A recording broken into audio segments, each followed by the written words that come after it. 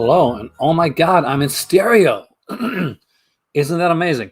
I am Aaron. This is the Cult of Cinema. Actually, you are the Cult of Cinema, and today we are looking at a lot of stuff. Actually, I got a lot to to unbox today to unveil. I will be doing a live reviewed and ranked. So if you've ever seen me do reviewed and ranked, this is going to be live. Hey there, Chris. Hey there, Disconnected. And by the way, I got to thank, hey there, Iceman, Disconnected and Master Chaos and the guys, because I was the whole Facebook thing literally had me down to the point where I was, hey, they're ready. Welcome, man.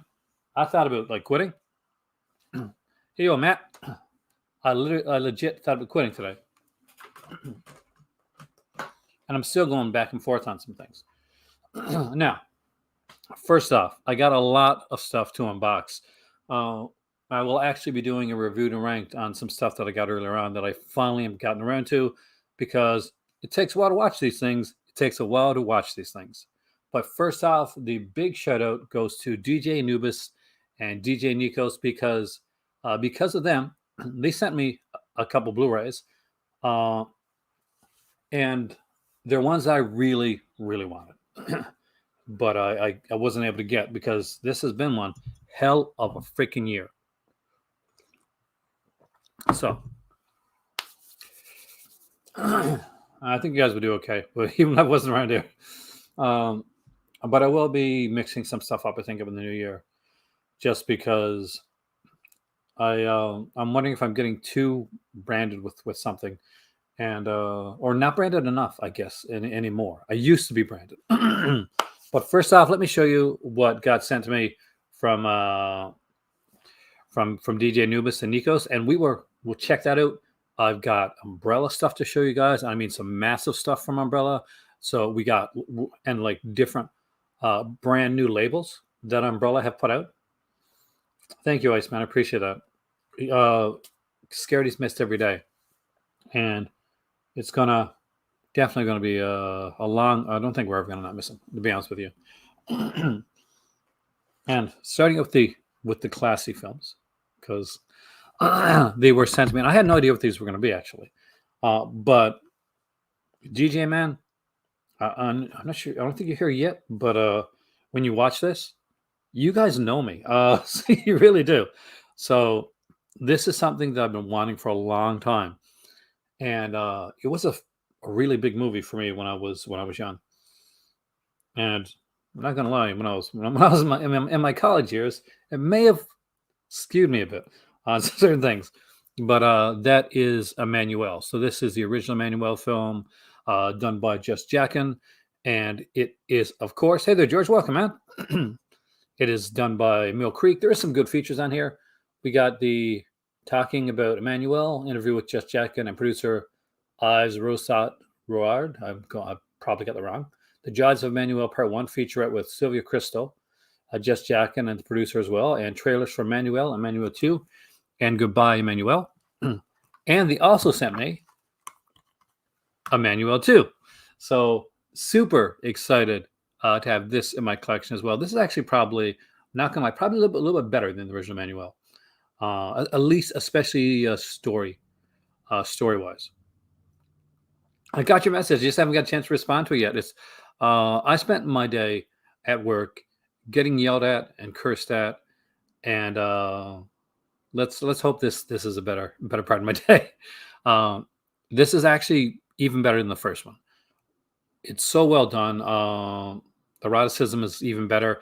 And for those that like the Black Emmanuel series, and I know there's a lot of you guys out there that are huge Lord Gemser fans, this is your first look at Lord Gemser in an Emmanuel film, because she plays naked masseuse. She does. She played one of the two naked masseuses, because Emmanuel and Emmanuel's husband. Hey there, Mike. Yeah. Oh man, it was a really rough day, man. Go to this massage parlor and get kind of body massages, but it's where the masseuse massages your body with their body.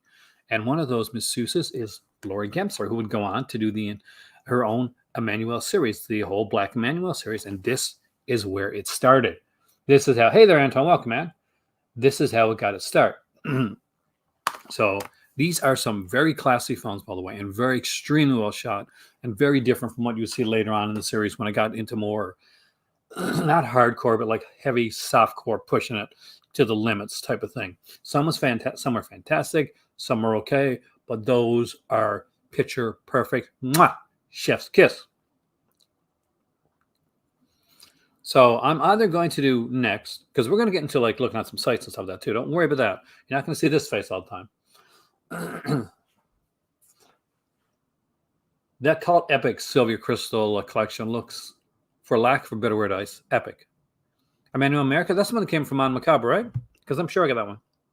Does that have that scene, Mike? Mike, does that have that scene I'm thinking about? You know the one I'm talking about. Nay. Hey, Richard. I am doing pretty good. Actually, we are looking at some stuff. So it's up to you next. I can show you guys what I got from Umbrella, and there's a bunch, or I can go straight into the live reviewed ranked and leave the umbrella for last. So it's totally up to you guys.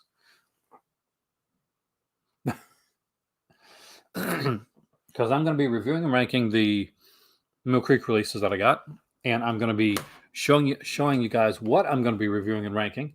Or yes, from the hey there, Carrie, welcome from Umbrella. So, did you watch it? I have not seen the Masturbating Gunman yet. I gotta watch that one.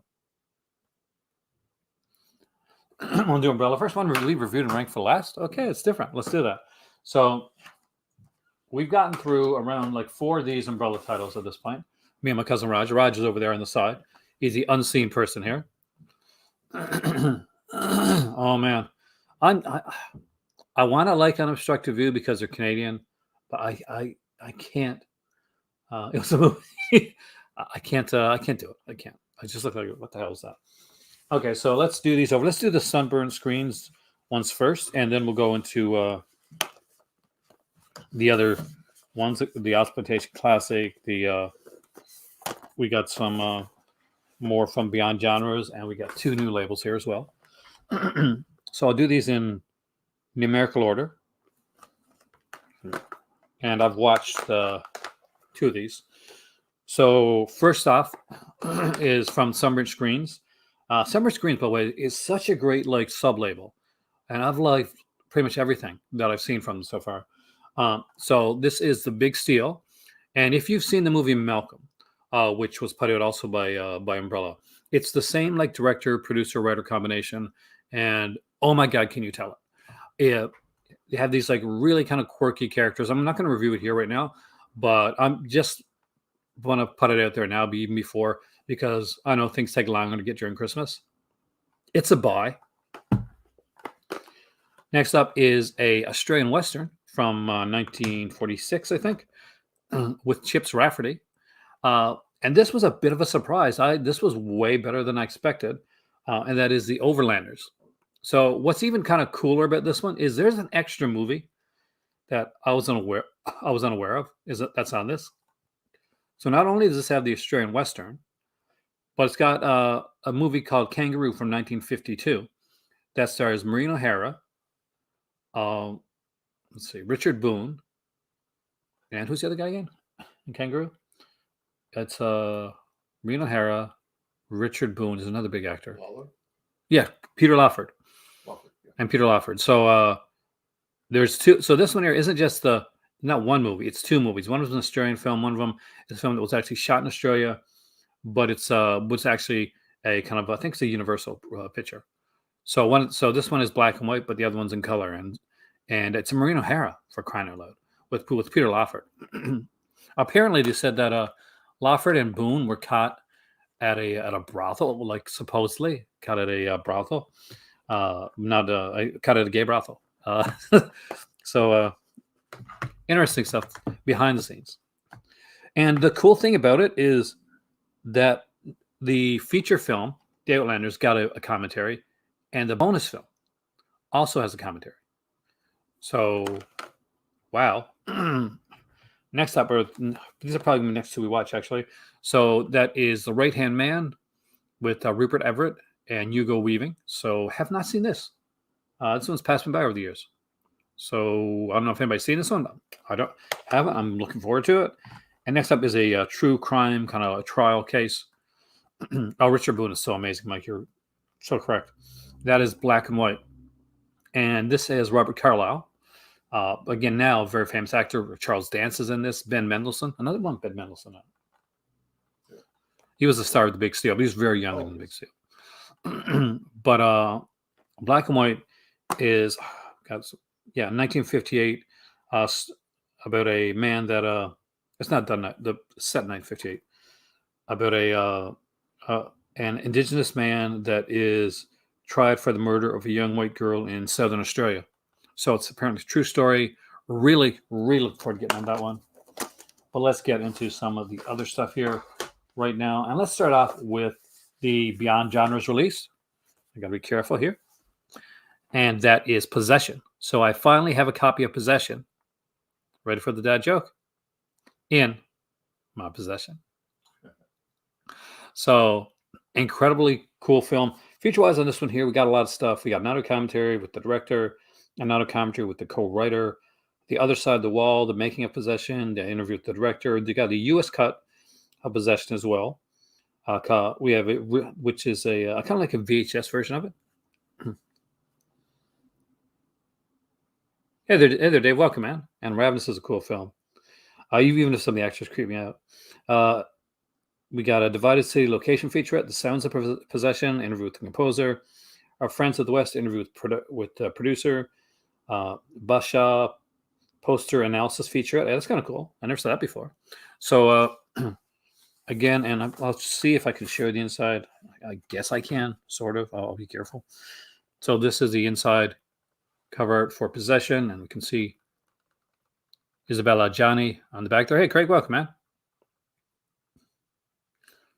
And such a good film. I can't show you the inside because there's a bunch of nudity on the inside of it. But very cool film. Now, another one that we watched, and I'm super stoked about this one. And it is Turkey Shoot. So I have wanted this movie for a long time. When I first got Shudder, it used to come on it all the time. And I love like the Brian Trenchard Smith stuff. He's just, all these movies are fun and action filled. This was the first one I watched, wasn't it? I got it? For who? Umbrella. Yeah. Yeah, it's the first Umbrella one that we watched when we got it. And what's really cool about this is not only like does it have the film, and I love the alternate artwork. So we got this, but not just that. We also got this, the Escape 2000 artwork, the North American artwork here as well. And it comes, there's Turkey Shoot right there, but it also comes with the CD soundtrack. So for those that don't know, the music from Turkey Shoot was done by Queen guitarist Brian May. So amazing stuff, obviously music-wise with this one here. And I was really surprised to see like the soundtrack come on this. But all in total, there is 26 tracks on here. So feature-wise,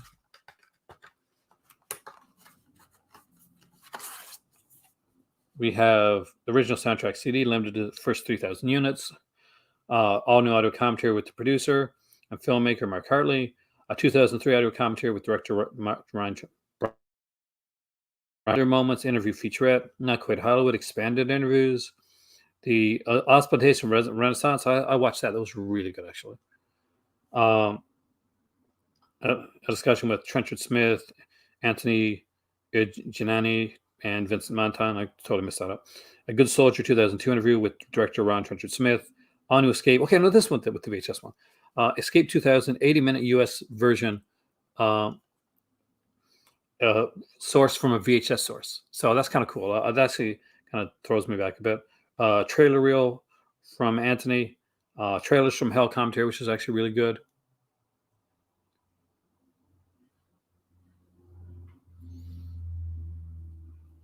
And original theatrical trailer, TV promos, stills, and poster art gallery.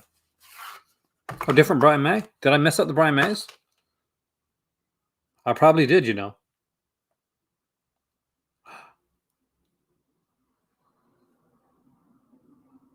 But there you go.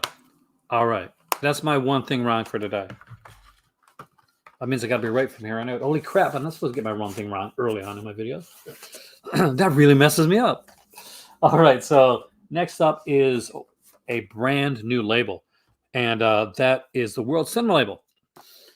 So this is the first one. And this is Ida. And this is a Polish film, I think. And I have not seen this one yet, so I cannot tell you anything about it. This is one we're going to check out. This is actually the shortest one. This one is one of the only region like locked ones. This one is region B. Most of these here are mostly region unlocked. Now, I'll check to see if it's actually region locked or not when I watch it, so I'll let you guys know. And one I was super stoked about, this is my cousin's first time seeing this film. And we definitely watched it. We watched like 4 movies in a night. And this one is Showgirls Uncut. So they started a brand new label called Sensual Cinema. And I definitely cannot show you the inside of this one because it is filled with nudity. Like so filled with the nudity. Almost as much as the film. It's the inside of this case is sensual. So feature-wise on here, we have the actual full-length documentary, You Don't Know Me, Jeffrey McHale's documentary, exploring the legacy of Showgirls, the greatest movie ever made, auto commentary with Showgirls expert David Schmader, interview with Par Verhoeven, a Showgirls diary, animated storyboard to film comparison of 3 scenes with sketches by the director, speech by Verhoeven at the Razzie Awards, theatrical trailer, and such a cool little film. I really like Showgirls. I unironically like it. And I know this got hate back in the day, but in the classiest way I can say it, fuck the haters. Truly fuck the haters. See, most people are going to be excited because Ida, which is really, really great, a fantastic film.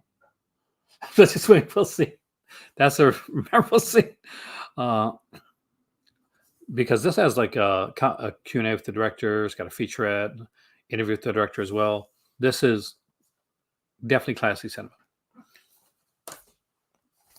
This is fun as hell. I really, really enjoyed this. All right. Now, before we go on to looking at the new stuff that's out and all the big stuff and the rumors and all that, a very quick review and ranked this month. And I have gotten some really, really good stuff from Mill Creek. As always, what I do is I just quickly go through them. Thank you, Mike. You have class, man. And tell you my basic thoughts on the films. And then I'll rank them in the order of like from you can probably wait on it to you should really pick it up. And if there's some things that I think you should really, really pick up, I'll let you know right away. So first off is the part of their VHS label. And that is the Call to Conquer with Kevin Sorbo. Pretty good movie. It is pretty much Conan Light, which is a shame, really, when you think about the fact that Call was actually done by Robert E. Howard and has a much more tragic history than Conan does, because after all, Call is the conqueror of Atlantis, and that does not end well.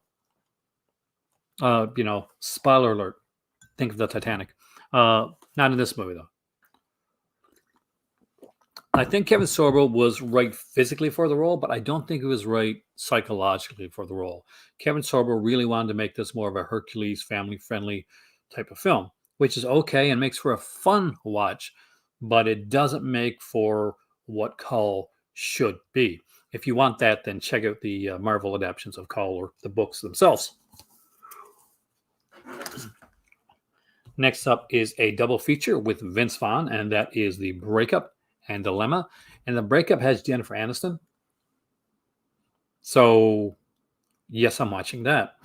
And we get Jennifer Connelly and Winona Ryder in the second film. So, anyway, 2 fun comedies. What are these ones to grab if you're a Vince Vaughn fan? Sure. I think they're fun. I think they're funny. And I think Vince Vaughn is funny in pretty much anything he does. But even he was hilarious in Psycho. Oh my God. I laughed my ass off when he was playing Norman Bates in Psycho. Hey there, Dagger Man. Welcome. Splitting hairs. I don't believe that I can't believe that I didn't see this film before. So this is a film written by Eric Idle from Monty Python fame. It is very much a Monty Python film. It is as much a Monty Python film as any of the Terry Gilliam films is a Monty Python, and maybe even more so, actually. Rick Moranis is really good in this. Some people said that they were miscast, and Rick Moranis should have been in the Eric Idle role, and Eric Idle should have been in the Rick Moranis role. Again, I have to politely say, fuck no. They were perfectly cast in the roles that they're in. I really liked it. Vince Vaughn can now see if Vince Vaughn was playing like the Norm Bates role now, I think he would do a much better job than he did when he did it back in the day. But he wasn't ready at that time. But this is actually really fun. It's really dark too. This is a very dark film. People get murdered in this film. John Cleese is really freaking good in this film. Like every scene he's in, he totally steals the show. And I did not know I was going to like this. I was kind of like, oh, Rick Moranis, Eric Idle. I like the actors, but I like the film. Yes, I did. And he said there's going to be nudity in this film. And I'm like, it's going to be Eric Idle. We're going to see Eric Idle nude. That's the nudity, right? So yes, we do. But we also see what's her name again? I can't remember now. Catherine Zeta-Jones. I also get to see Catherine Zeta-Jones like naked for a moment, and oh my God, the heavens opened up, and she was brought down just like that. That's what I think. Next up is Casual Sex, which is a fun film, but I'm going to put it to you this way right now. Do you like plays? do you like plays? Because if you like plays, you're going to love Casual Sex, because it was based on a play. It really was. And when I originally saw this movie, I really liked it. And I didn't realize it was based on a play. And when I watched it this time, I knew you can tell there's actual scenes where they're just two of them like standing and talking. But I really enjoyed this. Now, could it be partially because I'm a huge Leah Thompson fan, and you get to see a bit of Leah Thompson this way? Yeah, probably. It's got a good cast. So Andrew Dice Clay is in this one as well. He does a really good job in this movie. And it pretty much, this is an early look at what Andrew Dice Clay could do, as opposed to, hey there, Kubrick, welcome, man, as opposed to what you would see him do kind of in his heyday when he was like selling out like theaters with his stand-up, and people weren't realizing that Andrew Dice Clay was a character and not the person. But it's a multi-layered role for him. I was really surprised me. But it shouldn't have, because I actually knew he was a good actor. Okay, this is one that I don't think I asked for, but that he did send my way. And it took me a while to get through this. So I haven't got through all of it yet. I've sampled episodes from each season. And there's 3 of them. Actually, so that is Hawthorne. And this is Jada Pinkett Smith. And I'm not always big on medical dramas. So I'm going to be on this. Now, the good thing about this was made by the person that made St. Elsewhere. And I grew up in the time of St. Elsewhere. I watched St. Elsewhere from beginning to end. I remember I'm one of the people, I love the way St. Elsewhere ended. I know some people hate it, but I thought it was a fantastic ending. And I love the whole the rapist storyline, the mystery behind that. Harry Mandel and his character, and like the PTSD they had after the whole thing. But how does this show rank? Really good, surprisingly. Like, it had a bit of a feel of I'm not sure if you guys are old enough to know this or not, but there used to be a show that came on called Trapper John MD, and it starred Pernell Roberts from Bonanza, and it starred, he played Gonzo. What was his name again? Gregory Harrison. So this has a very Trapper John MD type of feel to it. So you get a little bit a mixture of the kind of the background stuff with the kind of a feel of the St. Elsewhere, but definitely more of a Trapper John MD. And for me, that's a plus. I really like Trapper John MD. I really love to have that show. Why isn't that show on DVD or Blu-ray? But I really enjoyed this, and I look forward to checking out the other episodes.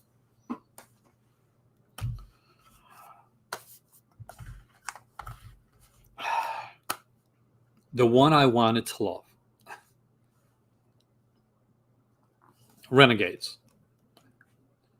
Also, Oz exactly in Homicide. Did he go to your alma mater? No, you're thinking of Striptease. Well, that's the one with Burt Reynolds. And a lot of people get them mixed up. So Renegades, this had everything to be a good movie. It had Kiefer Sutherland. It had Lou Diamond Phillips. They had really good chemistry. The bad guy in it was good, but you know what? The soundtrack was horrible for this film. Like there was no soundtrack. Hey, Master Chaos, man, welcome. I'm doing a live review to Ranked here. I showed off some umbrella stuff before, which I'll show you in a minute again. But I didn't get into this. Did you like this? Like it was like TV polish, I think. Yeah. Yeah, it was TV polish. Like I'll be honest, if you want to like a TV polish, if this is not expensive, okay. Uh, yeah, like there's a reason it's not a classic. I think you probably enjoyed it more than I did. I just thought like the soundtrack really didn't work for the film. I know what they were going for, but I don't think they succeeded. Really good bad guy. Pacing issues all throughout. Like pacing issues like crazy in this one. But I did enjoy Kiefer Sutherland's character, and I really like Lou Diamond Phillips in this. But overall, I'm not going to say it's a great film. It's not. It's a watch. And if it's like $5 or like $8 at the store, definitely pick it up. But not probably one of my lower ones on this ranking. Now, highs. When we get high in the ranking, I'm going to rank them in a second though. But oh my God, is this a glorious set? Randolph Scott, 12 movies, and a lot of the Bud Boddicker stuff. So I had a lot of this stuff already on the my indicator set, but this filled in some holes that I didn't have. And oh man, do we have fun with these? We sat down. Well, the first two we watched were I think we watched Lawless Street with Angela Lansbury. That was a good one. Yeah. And I know we watched Buchanan Rides Alone. That was so good. Yes. But oh man, yes, 100%. You know, if you don't have Randolph, this is good. Even if you got the indicator one. This has extra. Indicator one has 6 movies, Bud Boddicker films. This has 12, so you're gonna get some extra stuff on here. Oh man. All right, ranking them. I'd like to do this fairly quickly. In last place, I'm sad to say it is going to be Renegades. I really, really I wanted to like this film, and I did like it, but I didn't love it enough to say, okay, this is one you should be grabbing right away. So it's a good film, not a great film. There are better buddy cop films, and I think they could make a much better film together if there was a Renegades 2 made. In like a $5 bin, I said, yeah. Second one, and I still say this is probably more of a $5 bin, but it's still a fun one, is The Breakup and Dilemma.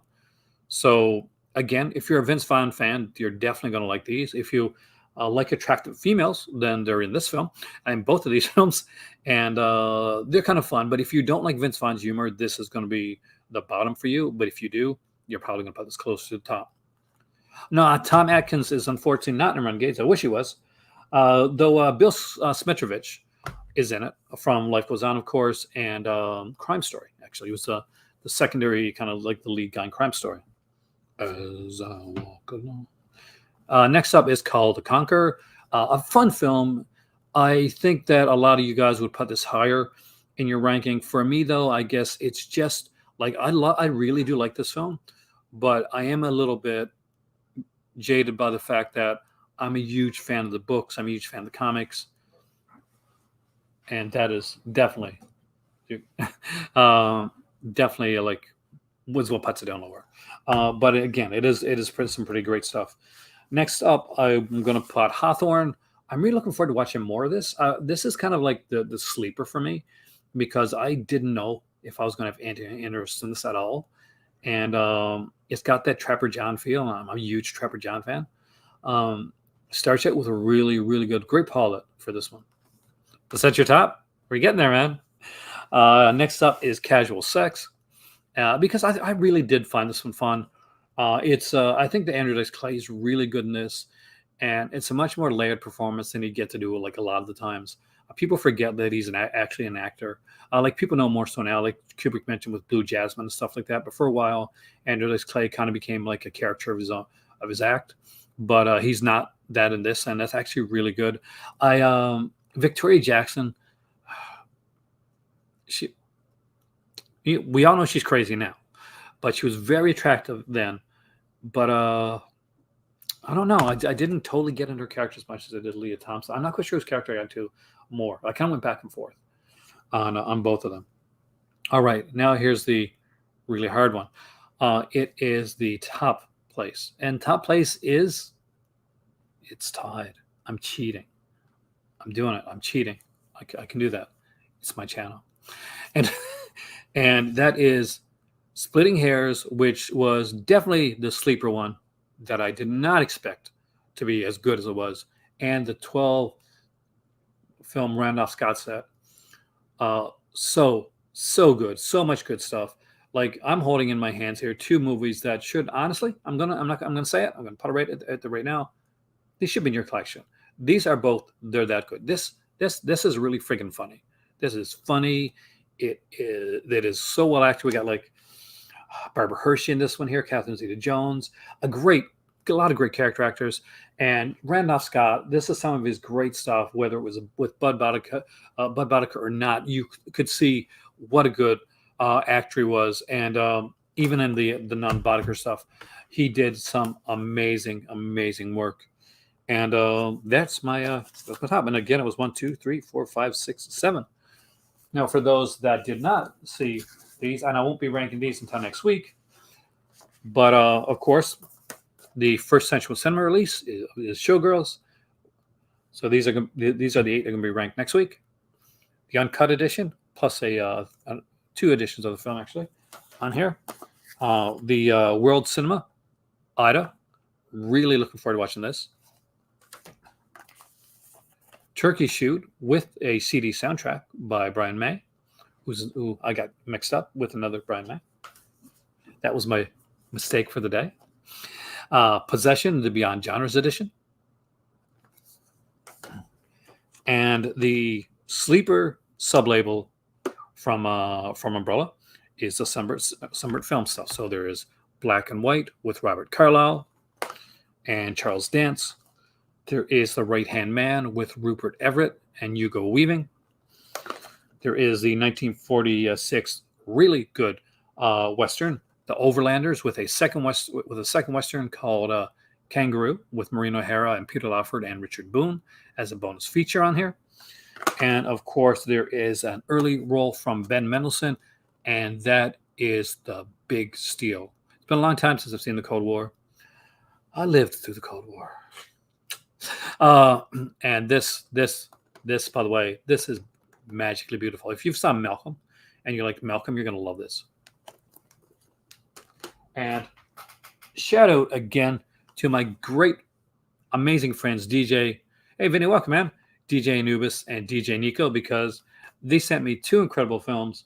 And that is Emmanuel, the original one with Sylvia Crystal, and the actually even better than Emmanuel 2, which actually improves on Emmanuel, honestly, in pretty much every single way.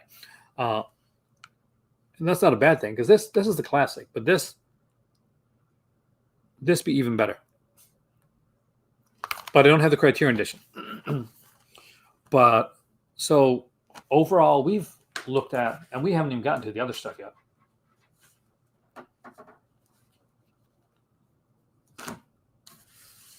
This is what we've unboxed. This is what we've unveiled today, guys. That's a pretty good haul, right?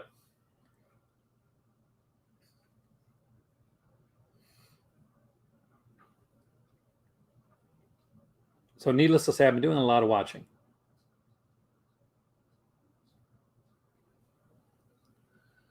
And I have 4 more coming from Umbrella in about 2 weeks. So I got a lot more watching to do. Eventually I'll get to watch for me. For those that don't know, after the big Black Friday sale happens, I will be guesting over on Master Chaos's channel, because he's going to be doing an after show after the whole Black Friday thing. And make sure that you check that out, because you guys know what great stuff he does. I know what great stuff he does. I'm so behind on my stuff. Like, I can't even get close to even looking at most of my Vinegar Syndrome stuff. I did get to watch. Actually, let's do it. Okay, so you're going to have to talk. And I think Master Cass is still here, so we'll get your opinion. and my thoughts on this, because I know we had differing opinions, and I really like that. Have a great night there, Maddie. Uh, we watched. Let me get it.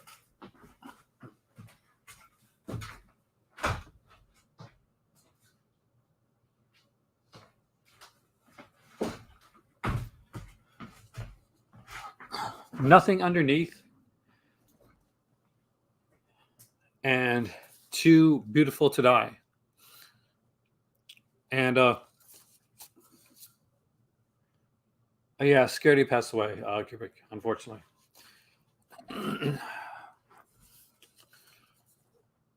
And these are this is a double feature, a Giallo double feature from Vinegar Syndrome. Sorry, lost my train of thought there for a second. And did you think they were Giallo? They were chill. Like maybe the first, Yeah. a bit, The first one, yeah, it seemed like it. but the second one, no. Like not really. Like I mean, a bit of a thriller, bit of a mystery, but were they Giallo? No, but they're fun. So first up is Nothing Underneath. Now, Nothing Underneath is about a forest ranger who has a psychic connection to his twin sister, and he finds out that his sister is in peril, is in trouble, and she's gone. When he gets there to Milan, he realizes that she's gone missing, and he has to go around and kind of maneuver through the art world, the model industry, the art world. Where the hell did that come from? The model industry, in order to try and figure out what exactly happened to his sister. Is she a victim? Is she a murderer? Where exactly is it going? So, what's really neat about this is it's shot extremely well. Um, and if you're into fashion and the whole fashion industry, there's a lot of big fashion industry stuff in Nothing Underneath. It has a real aesthetic to it of the whole kind of like that Paris circa that era, to the point where my better half, who definitely is into fashion and style, when she came in, we were watching I think the runway sequence of the film, and she looked at there and she said, "Was this like a big budget movie?" And I'm like, "No, this is a low budget movie."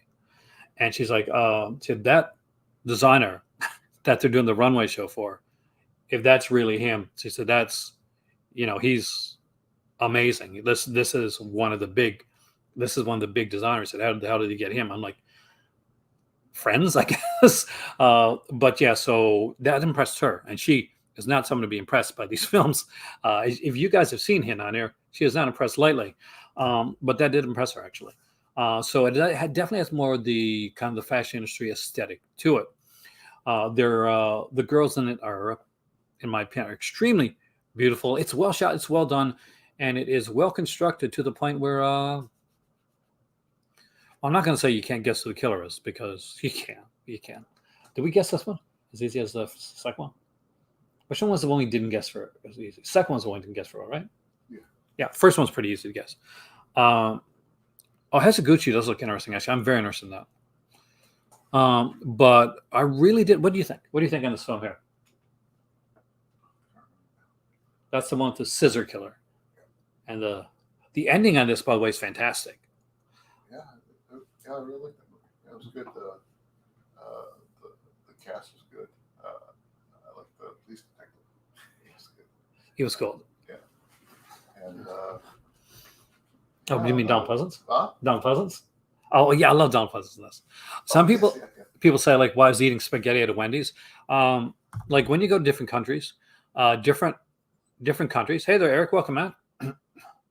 Different countries have different like foods on their menu, like local foods and like in their fast food restaurants. Like if you go to like say to Thailand or you go to Morocco or something like that, there may be different things in your regular McDonald's as there would be in other areas. Like say there's places where what's a country where cows are kind of sacred, you know? India. India. So you go to India, I'm guessing like you go to a burger joint, it's not going to be like beef, obviously. That is Mr. Hubert. He's the one now. McDonald's in Japan. See, sushi rolls kind of cool when you think about it. So when people think, well, they had like, oh, he was eating spaghetti at Wendy's. Yes, he was because they were in Milan. And one of the neat things here is they're in, I think, Wyoming at the beginning of the film. It's only for like a certain shot. They could have like faked it, but they didn't. They flew to Wyoming and shot that sequence. That kind of blew my mind when I found that out because I thought, oh, I guess they faked it. No, they didn't. They actually did that. So I really did enjoy this one.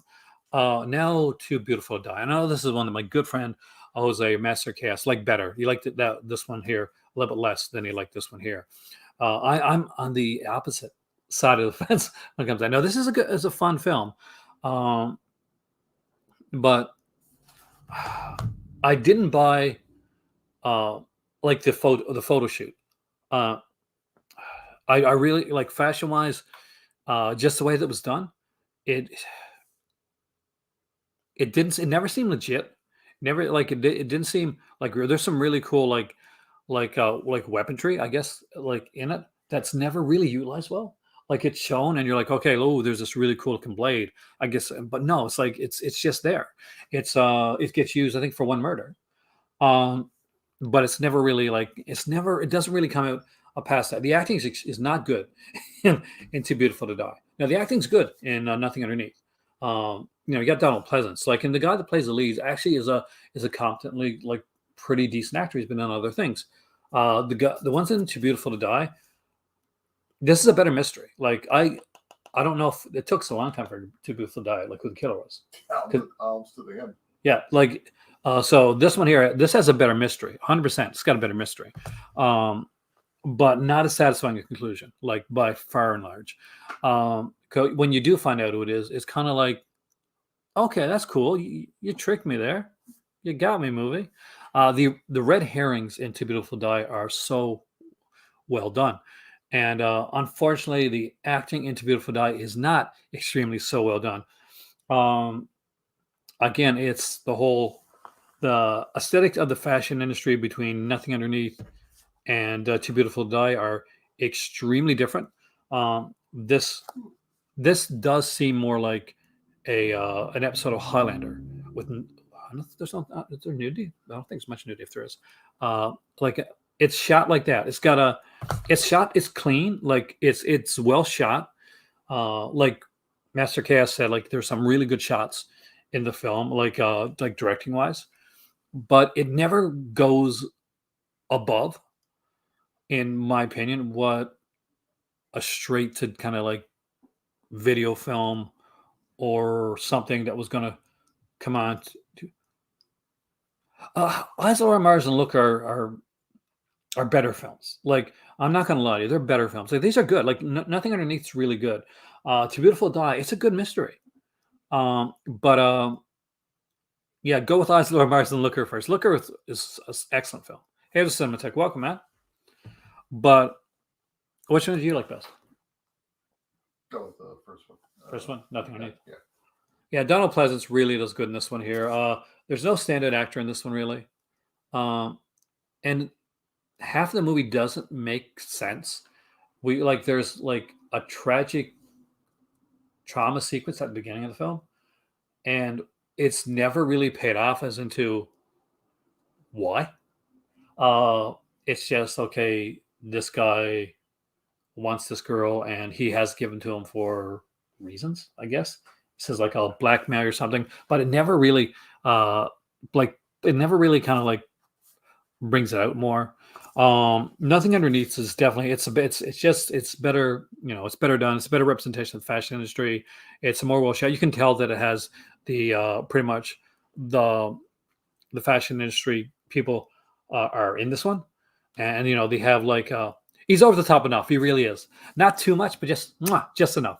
Sematech. So I would recommend it, and he does a good job. He does a good job of playing an Italian inspector. So I would recommend this here.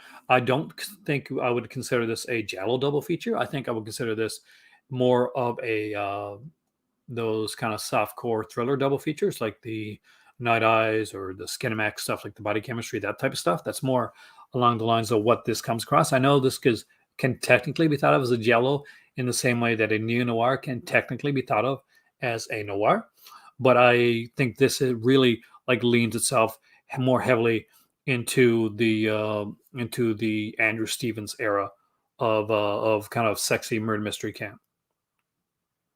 I'm using more than one screen. Well, I always am actually. I have my computer screen up there so I can actually listen to you, see what you guys are saying, and I have my computer screen here, which I'm doing the video on. But I would recommend it. This is one I would recommend. Definitely one of the best ones. We've watched. We got the well, yeah, because my guy had the for another month anyway. I've got the subscription from Vinegar Syndrome, and I haven't seen it last night, so I got to see it. I really like Edgar Wright. So I watched one movie so far in the Camille Keaton set from Vinegar Syndrome, Mike, and that was Sex of the Witch, right? Yeah, and it was a film. Camille Keaton was in it, as were other people. Shot in Italy. It was shot in Italy. There were some okay parts to Sex of the Witch, but overall, it was a bit of a bust for me. I'm not gonna lie.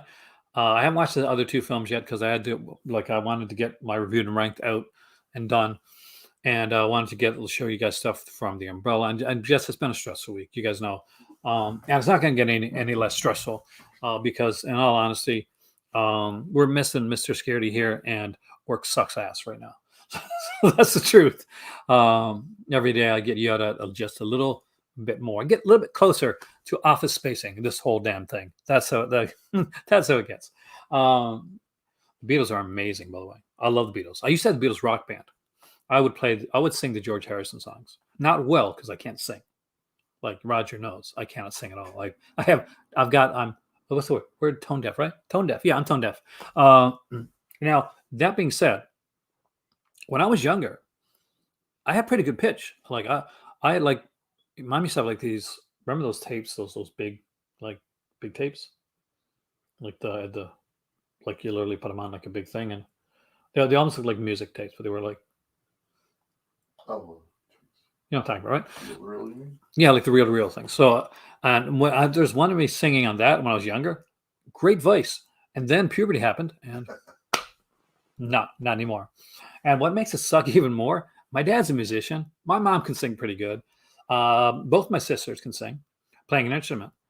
Uh, I can make a joke there, but an off-color joke. But no, I can't. I mean, I played the theme song to Murder She Wrote on Roger's keyboard back in the day, and actually did a pretty good job. To be honest with you, no, I was an actor. Like that was the thing. I was an actor. I wasn't a singer, and when I had to act in musicals, then I would try my best to kind of enunciate the songs. I would, for lack of a better term, I would Rex Harrison it. That's what I would do when I had to do musicals in school. Oh, but I'm beyond that. No, I'm beyond. Like that's not even like some people like make a joke and it'll be like false modesty, and like I can't sing. Then they'll sing like you're not so bad. Oh no, no false modesty. Like one, I'm not that modest a guy. If I could sing, I would be like putting it in. Like you would see me doing it every once in a while. Like if I was super ripped, like, and I thought it was going to get me more views on my channel. I'd like casually be like, man, it's pretty hot in here today. Let me take off my shirt. But yeah, no, I can't. Can't sing, and I'm not super ripped. So there you go. Two strikes, right? Two strikes right there. I thought we'd look at some of the look into some websites tonight and look at some stuff. Yeah, I did see the Amazing Spider-Man trailer, the Spider-Man trailer. I'm really excited about that film. We got to watch. What was we watched this week? Watch a new movie this week. Oh, Shang-Chi. Oh, that was so good. Watch Shang-Chi, by the way, guys. Watch Shang-Chi. Super, super good. I also watched a documentary on China, uh, which was China the Wrestler, which was pretty good, except it made me want to, punch a lot of people in the face, um, including like her manager, like especially her manager, and Triple H too, who, by the way, would kick my ass at whatever age he's at right now, from there to over there and there back again. but I don't care. I'd still get some satisfaction doing it. Um, but yeah, man. So the China documentary is really good. I watched it on HBO, and I watched a few more Bond films actually this week. We do have me and Raj did one podcast already. I do want to get another one done. I want to get like three done. I think what the next one we're going to do. I'm thinking I've got a topic. I got a topic. You'll like it actually. And you want to dive into stuff now? For those that don't know, the big sales are coming up on the 26th. That is for Vinegar Syndrome and for Severin. And I will be doing some stuff with Disconnected for this before the sale and during the live like reaction for Vinegar Syndrome and Severin. I'll be doing a post show on there's so many sales Disconnected on Master Chaos's channel on the Sunday afterwards. And honestly, next year I'll still be doing videos and I'll still be doing podcasts stuff like that, but I may not be looking so much at the Vinegar Syndrome and the stuff and maybe even some of the Severin stuff because because you work your butt off and yeah, Disconnected knows, but I may bow to that company for a bit. My feelings were hurt tonight. But like, yeah, so many sales, and I'm looking forward to both these sales. There's so much good stuff to look at. So as Philip DeFranco would say, let's dive right into it.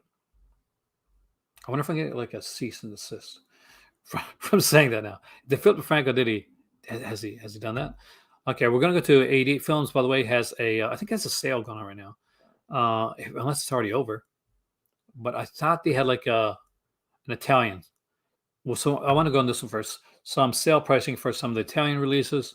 So I kind of want to kind of dive into that. Yeah.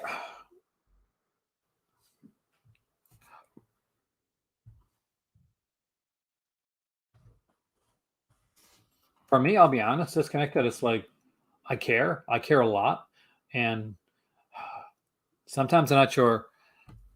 I don't know. I just maybe I'm burnt out a bit, man, because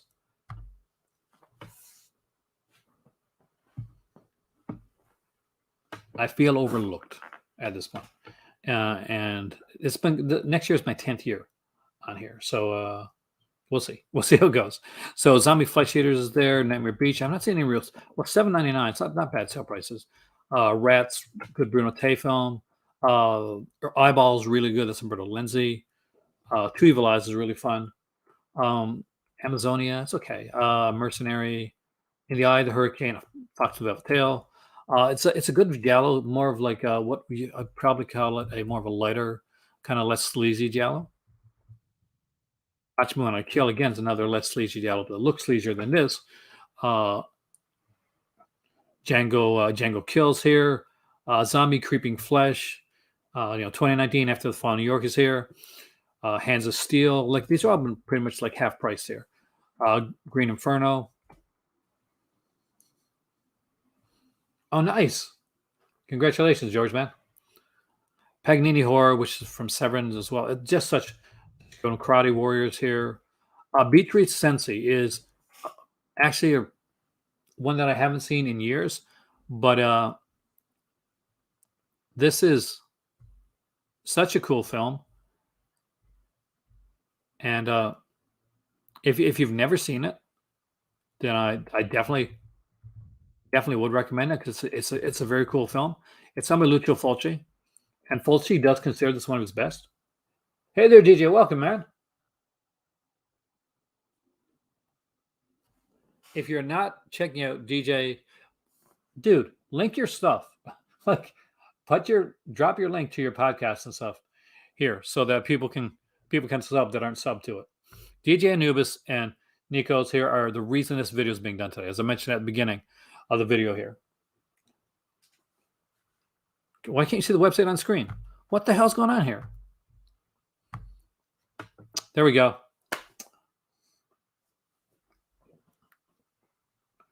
Are the reason that this is, thank you, Alan. By the way, I didn't even realize it. Is the reason that this video got made. If it wasn't for DJ Anubis and Nico, I would not be making this video tonight. I don't think I would have had been able to make the video tonight.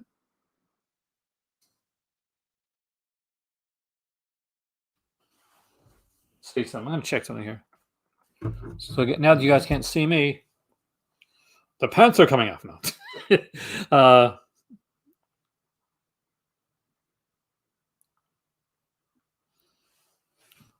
So I'm gonna get this in here. So I'm gonna.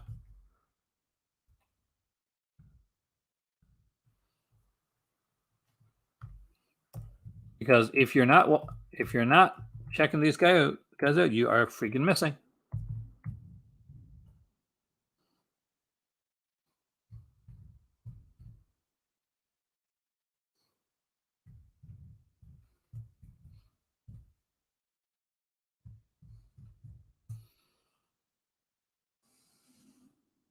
Hey, the share, welcome, man.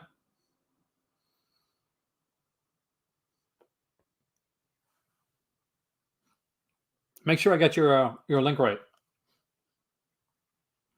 So after the video, after this video gets uploaded, I will be linking them down in the box below, so you'll see them and we're up above where my Patreon and merch and all that stuff has been. I haven't watched a lot for November because this year, CR, basically what's happened is, well, I got 2 noir sets coming for Christmas, but they're for Christmas. So I can't watch them at least until December the 5th. That's when my Christmas is this year. My better half is going to Morocco on probably around the 5th or 6th December, somewhere around there. So that's fingers crossed, knock on wood, everything goes okay.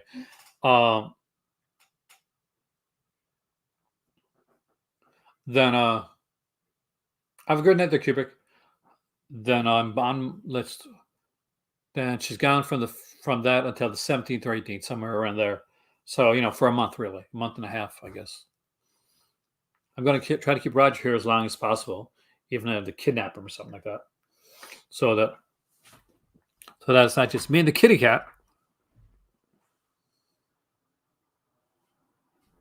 I don't know how to do the pin thing.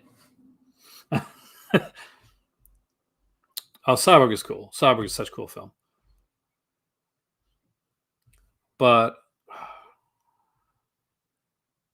now I got, what have I got coming now? I got some stuff from Umbrella coming, and I got some stuff from Mill Creek, right? That's pretty much it, I think. But if you want a good noir, Born to Kill, I highly recommend Born to Kill. A great one with Lawrence Tierney.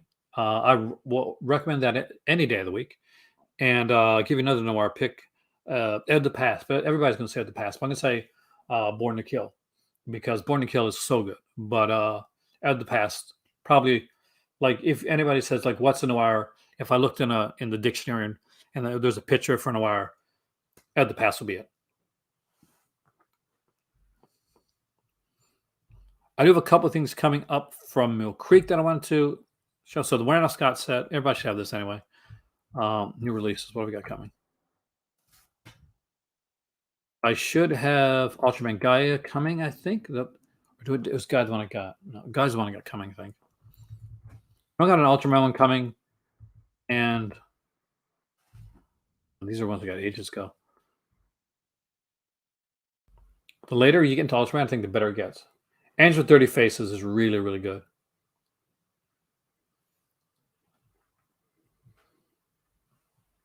Craig, then I recommend. I really do recommend, like, Born to Kill. Strongly recommend Born to Kill. That's by format. Come on, give me a DVD. So that usually gives me newer stuff. This is Zombie. I couldn't get the Zombie collection. Like, this wasn't even offered to me. But yeah, no, Ultraman Dino is what I got coming. Ultraman Dino. And I got a few Christmas movies coming as well. I think Tiga's coming too, because I don't think I have that one yet either. I got Ultraman Dino and Tiga, which I'll be reviewing. I'm getting the Columbia Film Noir sets of volumes 1 and 2 from Indicator. Sierra from full pick on South Street is amazing, by the way. Angels Dirty Faces made me cry. It did. The ending of that one made me cry when I was a kid. So, is anybody getting ready for the sale? Is anybody like ready yet? Does everybody have their ideas down? Because for me, I'm burnt on sales,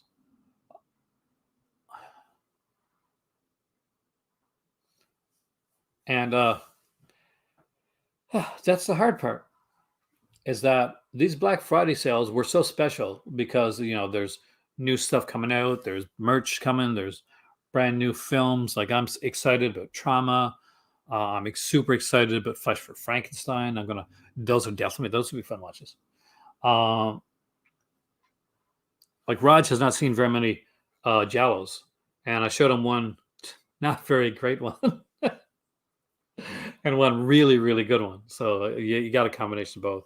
He hasn't seen the King of Giallos, which is Argento.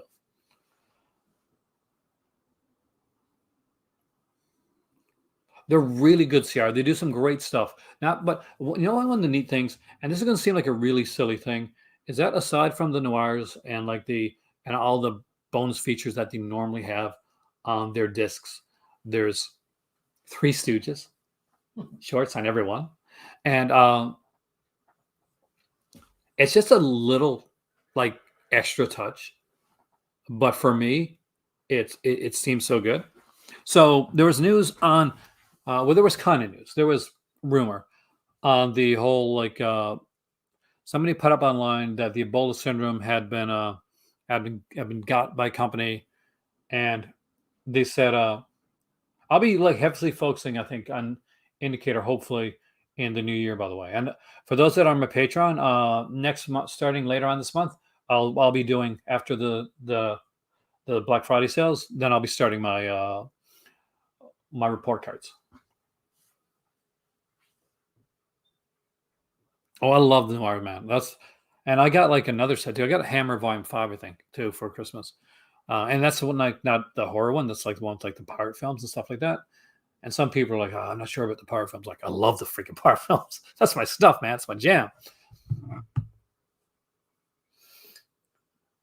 Well, if you're here, I'm gonna be me and Disconnected are gonna be on here. We're gonna be doing like a show like pre the sale.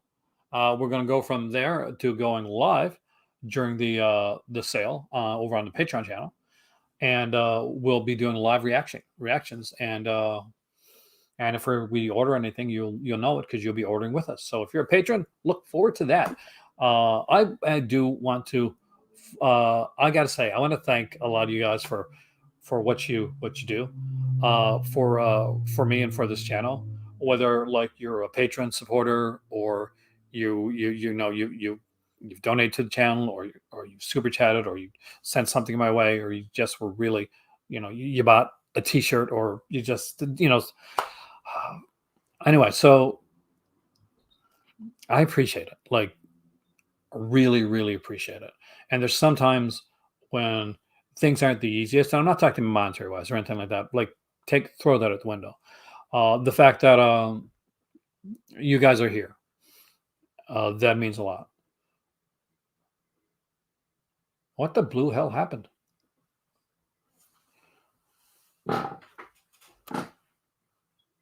Did you see that? Yep. Oh. Like that is something that I'm so looking forward to. Is the sale? I'm not looking forward to buying anything on sale. Like I'm really not. There's nothing that is really exciting me at this point, and that's to be honest with you. And that's I've been pretty passionate about my collecting, but it's been like a lot of my comic book collecting, a lot of my omnibus collecting. That's caught some of my attention. I got a new love as well. So there's other things that I look at, but I still like I got films are kind of they are my love, and but I got a lot. So it's next year. I think it's gonna be a little bit easier when it comes knock on wood collecting wise because then I'll be back to. I'm not like stuck. I'm not gonna say stuck with because overall, like I like the Vinegar Syndrome like subscription. That's been cool, but the subscription meant like that this year kind of tied my hands on a lot of things, and I'm gonna pick and choose next year, and I think that's gonna work out for me a bit better, and hopefully I'm not gonna get hit with shipping and customs every friggin' time I got something coming in the mail. The Dietrich set is incredible. I love the Mae West set. I thought I had the Dietrich set here somewhere, but I can't find it. But yeah, Fu Manchu set too is really good, by the way.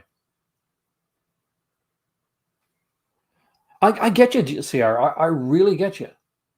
Um, because there's only so much space, and there's only so much you can watch. And as my watch pile gets higher, I get to the point where I'm like, I think I might be suffering from collecting burnout. Not so much that is that I'm not going to go minimalist to that point. I don't think. Uh, it's that right now, especially this time of year is a really stressful time of year, and this year has not been easy. Uh, like our car broke down. We lost two kitty cats this year. Uh, then what was next? Oh yeah, our computer died around 2 days ago. We have to go and buy a new computer. But yeah, it's like everybody's life. Everybody has stuff happens. I'm not complaining. It's just all stuff happens at once. It just seems like it all happened at once. And at the end of the day, so what? Big deal. I looked at over what's happening over in BC and places like that. Holy shit! Like they're like separated from the rest of Canada. Basically, there's a whole tragedy going on right there. Man, are my complaints small? Uh, but when it comes to movies, no, I still love like film, and I still want to collect. It's just that, to be bluntly honest, I've been lucky in that some of the companies that I've been working with have put out some of the stuff that I really want to see this year. Um, and that's good in a way because that means I saved a lot of money um, on stuff that I really wanted. When talk about, hey there, Cobra, welcome. When I talk about Ultraman on here, that's a passion. Like I don't Ultraman is never going to be something that's going to give me like 1,000 views. Like when I talk Vinegar Syndrome or when I talk Severin, like those are automatic. Those are automatic views. But when I talk about something like Ultraman, when I talk about a series like that, like the Katsu, um, that's something I love. That comes right from right out of the interior of like my youth to what makes me happy, um, and hopefully that comes across because that's where it's got to be. Like the sale's coming up, the Vinegar Syndrome sale and the Severance sale, and this is the one thing I want to say. I want to like kind of if there's anything that I can say that I want to really like put there is that here's the thing, um, like priorities exactly. Get get don't worry about FOMO. I think that right. See, we're on the same wait. Don't worry so much about that. Don't worry about okay. You got to have the latest slipcover. Um, you got to get the latest of this. Get what you really love. Get what's going to make you happy. Don't just get what's going to go on the shelf there, and somebody comes to your house and say, "Oh, that's really impressive that you got that." You're like, yeah, it is pretty impressive that I got that because that's fleeting. What sticks with you are the movies that you watch that you're like, you know what, I enjoyed myself. Or I watched this. I watched a lot of movies now with my cousin Raj. Me and Raj grew up kind of like brothers, and when I watch a movie with Raj or when I watch a movie with my better half, and we enjoy ourselves, whether the movie's good or bad. That's the type of stuff that I want to collect. That's the type of stuff that I get interested in. Last year, Raj was here. We watched like a bunch of Rita Hayworth films, and I had a blast watching them. And it's what really is going to give you those memories because the slipcover is not going to give you memories. Like special packaging isn't going to give you memories. It's what's inside there, and that's important. So yeah, get what you really like. And I know when the sales happen and things come up and this is new and it's shiny and stuff like that, it can be really, really easy to get lost up. And in that wave of like, I gotta get this, I gotta get this. Oh my God, this is going to print. Though this one's, oh, there's no slip cover for this one. And like, there's only two left. There's only 15 left of these. I got to grab this one. Because I know, because that's me. That's me like all the time. And I've gotten to the point where I am 50 now. Um, and it's not me all the time. Like I enjoy the sales, but I really, and one of the good things about having this channel, hey, the scholar, is I vicariously live through you guys a lot at this point because I love when you guys get excited about something. I love when you guys get excited about something, and I see like that kind of level of excitement, and like when you guys when I can come on here and talk about releases and talk about things that are out there. We talk about stuff we like and stuff we don't like, and everybody has different opinions. And then somebody gets upset because their opinion is not like somebody else's opinion, but that's the way it goes. So pink films. Oh, the Pinky Von stuff. I would actually like to see that too. Actually, um, it'd be interesting to see them do some different stuff. Now they said that there's a new type of film coming out. As I was going to mention earlier, a lot of people think that's the Ebola syndrome. They think that it's a Category 3, and it's the uh, and it's the Ebola syndrome. I don't think it is. They did like a little thing where the I guess the director, the guy that owned it, said that the movie was bought by another company. It was actually coming out, and there was a company who were putting out a bunch of kung fu films as well.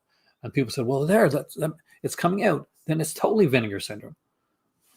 But when I think of Category 3, and I think of a movie like the Ebola syndrome, and I think of kung fu films, there's a reason I put this up here tonight. I think 88 films. I'm calling it now. We may get a Category 3 film from Vinegar Syndrome, may or may not. I'm not quite sure yet, during the sale. But it won't be Ebola Syndrome. That's coming from 88 films. That's where I'm going to see that. That's where I see this one coming from.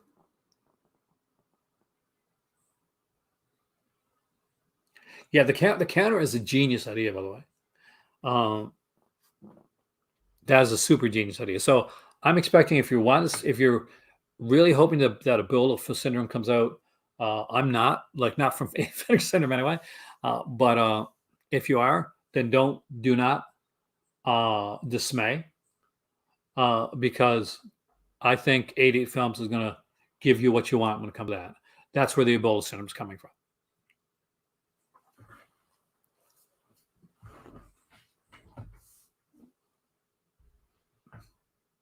Hey there, Warren. Welcome in. Last time I did video, you're the first person on here. So don't worry if Vinegar Syndrome isn't putting out Category 3. Ebola Syndrome.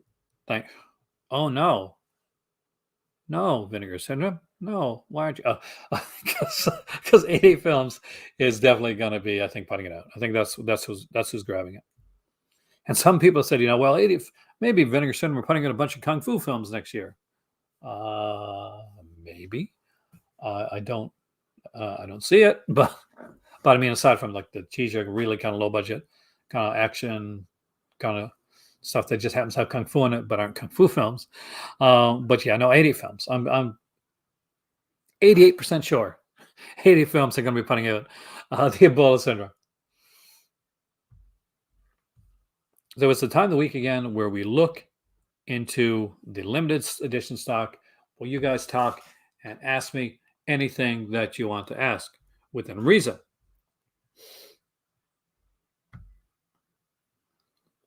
So we dive here and we see what has gone down in price.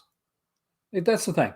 You can be excited either way because I think that that even if it's not going to be the Ebola syndrome, then it's going to be something I think you're going to like. So for some fun. And it could end up not being a Cat 3 film at all. It could be something completely different. We just assume because of the description that it's Cat 3. I do think it's Cat 3. I really do. I just think it's a different Cat 3 than any of us are thinking of. I don't think any of us have guessed it yet.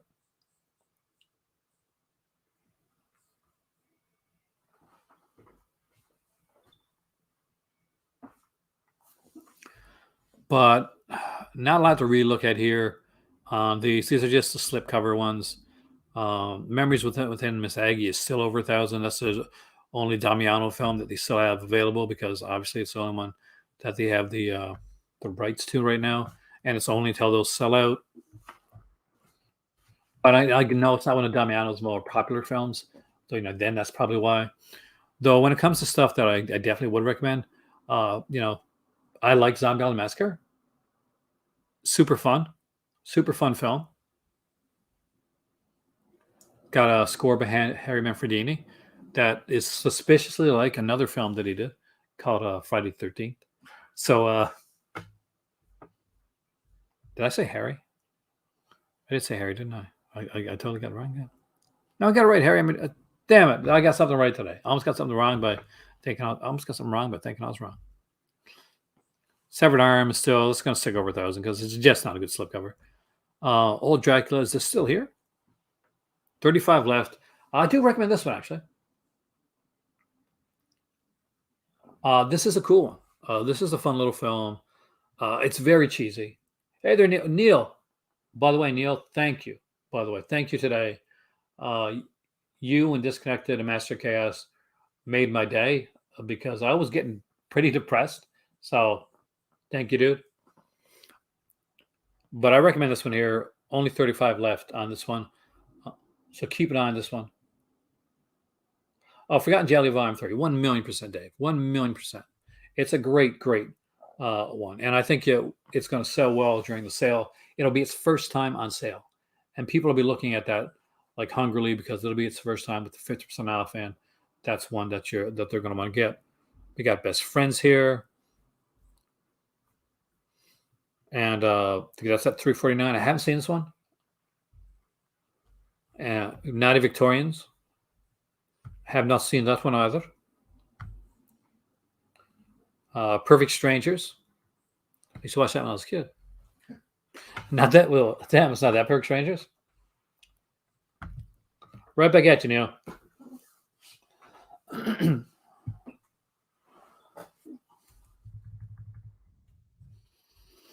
11th Commandment. I really don't know anything about this movie. I don't think I've seen it. All I know is that the dude on the cover looks like Fisher Stevens. So that's pretty much it. I've seen Video Man in here tonight, man. You guys are always missing each other. So I was like, one goes and one comes in. Are you the same person, Tanta? Are you secretly the secret like identity of Video Man? And is that like a Superman Clark Kent type of thing? But yeah, dude looks like Fisher Stevens. Do you find him look like Fisher Stevens? Who? Like that guy playing the priest.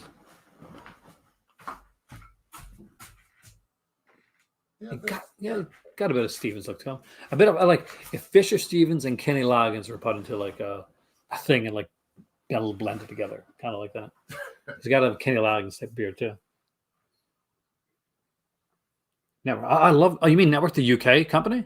I'll check them in a second. Actually, I got a lot of their. Well, I got a lot of their DVD stuff. I love Network. They did a lot of those. If the ones we're thinking the same thing, physical media. They did do a lot of like DVDs, and they're like really slimlined, like releases. I was Belkis. Actually, I was like, that's what I was. That's what the joke was with. Like, Indecent Exposure. We got Killing Birds, which done 427. Like, I'm not promoting the FOMO part, but just letting people know. Oh yeah, I love their stuff. I got a bunch of their stuff. I got Horror at the Black Museum. I got The Man from Morocco. And oh God, when we were there, they had like their like really thin DVDs on for like I think 75 cents or something like that. And we bought like a fistful of them. It was over at in Covent Garden, FOP in Covent Garden. Which FOP, for those that aren't from the UK or have never been to UK, it's it's a video store, and it's kind of like videos. I guess there's like music in that too. But for this, they do a lot of movies and stuff like that. Oh, you went to the same school as Reiner Kill? It is Reiner Kill. Actually, we gotta watch Horror. I got Horror here. That's the one I showed you with the big cover and the Wincy cover. the garden shears and the. Oh,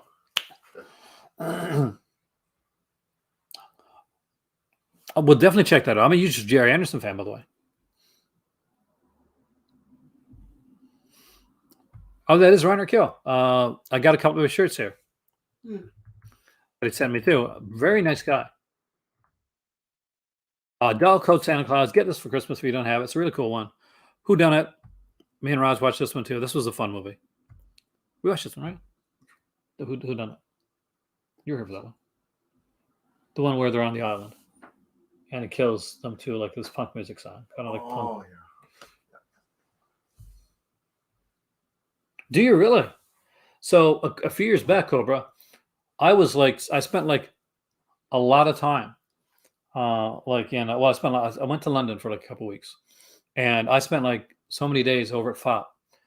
Uh, don't get the song. It does. It's a good sign though. I like the songs there. I spent a lot of time over there, and FOP, the people at FOP were so nice. I guess they're especially nice to me because I bought a ton of stuff. So there you go. There's that as well. There's House of Usher. I'm really looking at. It looks 20 copies of that has gone since the last time I looked at it. It was at 535. I would like to get the VSA. I don't think I'm gonna have enough money for any VSAs this summer. I don't think I have enough for anything. I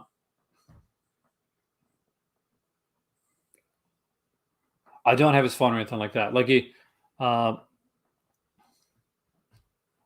I know that he was working on something because we talked actually.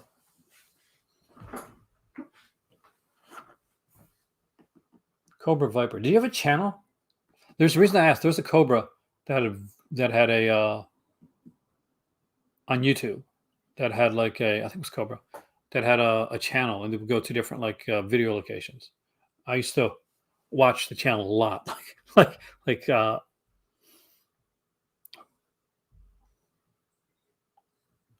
so when I remember because the year that I was there, I went down to FOP, and I think it was on my way there. I'm not sure if we didn't really get lost. We just went in a different direction than we normally planned to go. And we ended up at the Bond Museum. Which was, I'm a huge Bond fanatic, so I went in there, obviously.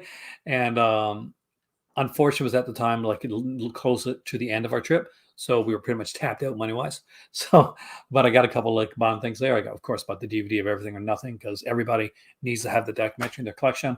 If you're a Bond fan, doll, such a good documentary.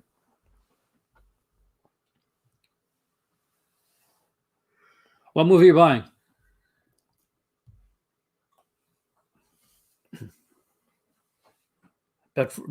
I love Richard Hatch. He was really nice to my youngest when I was we went to a convention once. We were talking to him, and he talked to my little one, and he was really shy. Wes was really shy and kind of hiding.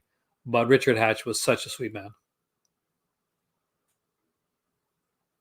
I haven't had much of a bad experience when it came to so far when it's come to conventions. Though most of the people I've met have been amazing, and even people that I didn't really aesthetically agree with, like Kevin Sorbo. His Twitter a bit problematic, but all that being said, what a nice dude. Like whether Awaken, oh, cool. Whether whether I agree with him or not, like on anything else, I will tell you right now, Kevin Sorbo, extremely nice man. Was very nice to me. Was extremely nice to my better half, and I would definitely recommend them. But there you go. My better half is leaving for a couple of days tomorrow, so I am going to go say goodnight to her before she goes to sleep because I'll be waking up with her tomorrow morning at 5 in the morning. So I have to awaken, just like Tanta said right there, pretty early. Anyway, this video is definitely dedicated to DJ Anubis and DJ Nico, and I want to thank him so much, and hopefully we can definitely collaborate in the near future. I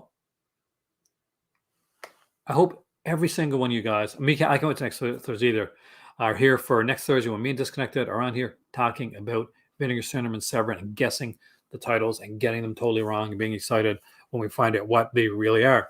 And maybe, just maybe, it will be a Bolo syndrome and I will be wrong, and you can see a grown man cry on camera. I am Aaron. You are the Cult of Cinema. I want to thank you so much for joining me tonight here. You guys are awesome. Mwah! As always, like, share, subscribe. There's a Patreon. There's a merch. There's the whole works. You want to do it? Fantastic. If you don't, that's okay. Either way, I appreciate you coming in. I appreciate you spending some time with me. Take care of yourself. Stay healthy. As always, it costs nothing to be kind. Be kind to others. Be kind to yourself. And here in the Call to Cinema, there is always another movie. See you soon.